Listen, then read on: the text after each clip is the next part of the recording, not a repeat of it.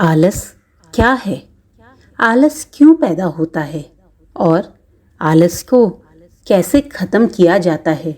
आज महात्मा बुद्ध के विचारों से प्रेरक एक कहानी आपको सुना रही हूँ, जिससे आपको समझ आ जाएगा कि अपनी जिंदगी से आलस को कैसे हटाया जाए या आलस क्या है और इसे खत्म करने के लिए हम क्या उपाय कर सकते हैं। जैसा कि हम सभी जानते हैं, जहाँ आलस होता है वहाँ बड़ी धन संपत्ति और व्यापार भी नष्ट हो जाता है। इस बुराई को तुरंत छोड़ देना चाहिए। आलस की वजह से अच्छे अच्छे अवसर भी हाथ से निकल जाते हैं। अगर आप भी आलस यानी लेजीनेस से जूझ रहे हैं तो आप समझ सकते हैं कि यह कितनी बड़ी समस्या है और आपके जीवन में कितने सारे अवसर आप इस आलस की वजह से ही खो रहे हैं।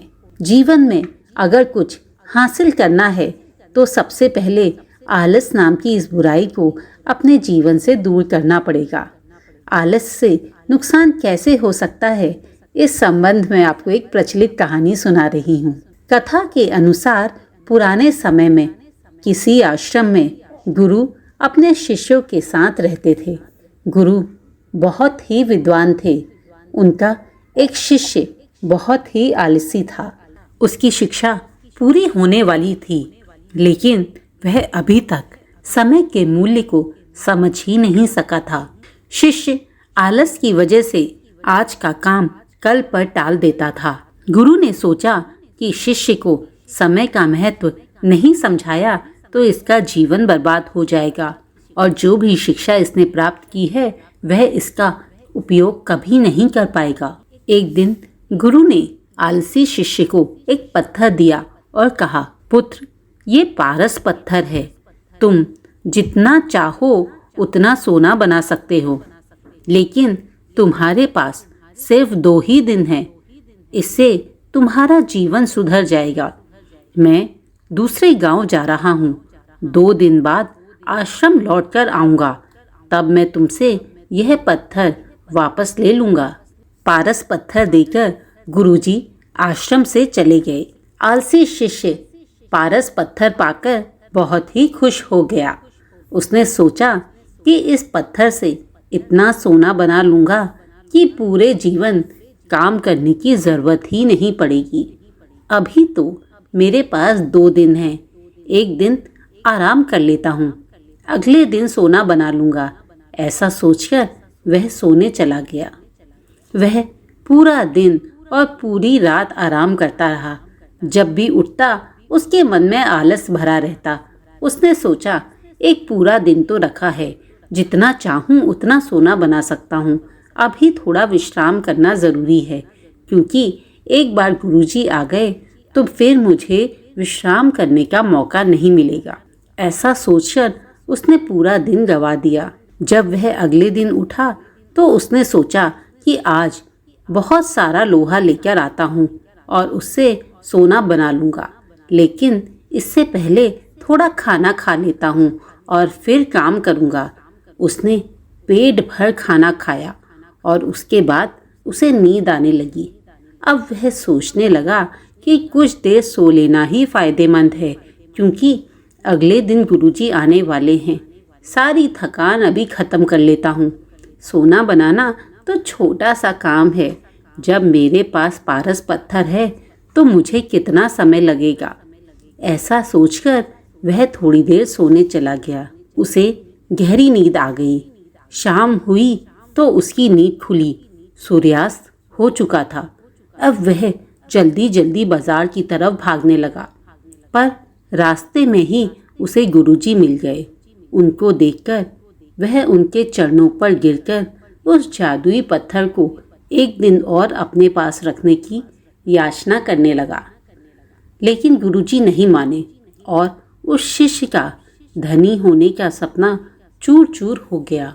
पर इस घटना की वजह से उस शिष्य को एक बहुत बड़ी सीख मिल गई। उसे अपने आलस्य पर पछतावा होने लगा। वह समझ गया कि यह आलस्य उसके जीवन के लिए एक अभिशाप बन गया है और अगर उसने यह 2 बीते हुए दिनों में आलस्य नहीं किया होता तो वह आज एक धनवान मनुष्य होता।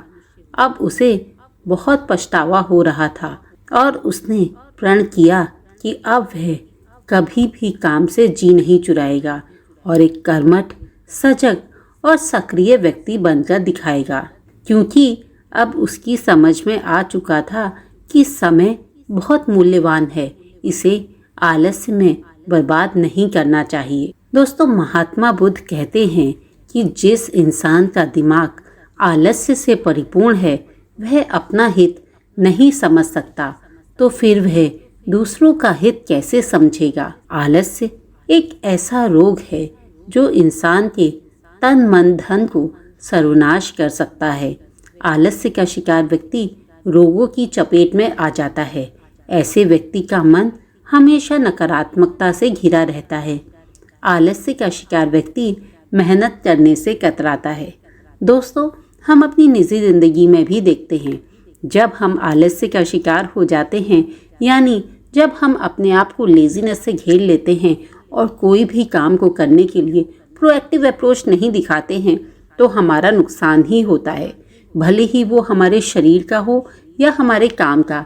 अगर हम अपनी फिजिकल फिटनेस का ध्यान नहीं देते हैं और जी भर के खाते हैं और बस आराम करते हैं, तो हमारी हेल्थ भी खराब हो जाती है।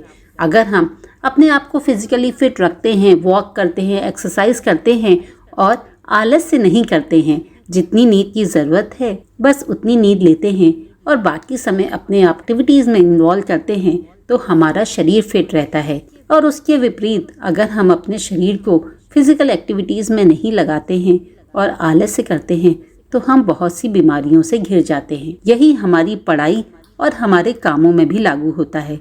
यदि हम सही समय पे अपनी पढ़ाई करते हैं, अपनी स्टडीज़ को कंप्लीट करते हैं या अपने प्रोफेशनल लाइफ में अपने काम को बिल्कुल बैलेंस तरीके से आगे बढ़ाते हैं और समय से सारी चीज़ें करते चले जाते हैं, तो हमें हमारी पढ़ाई या हमारी नौकरी में सफलता मिलती है। लेकिन अगर हम काम से जी चुराते हैं तो हमारी सफलता हमसे दूर होती चली जाती है। दोस्तों, आशा करती हूँ कि आप भी अपनी लाइफ से लेजीनेस यानी आलस्य को गुड बाय कह देंगे और पूरे जोश और एक्टिव अप्रोच के साथ अपने कामों को करेंगे, तो आपको सफलता ज़रूर मिलेगी।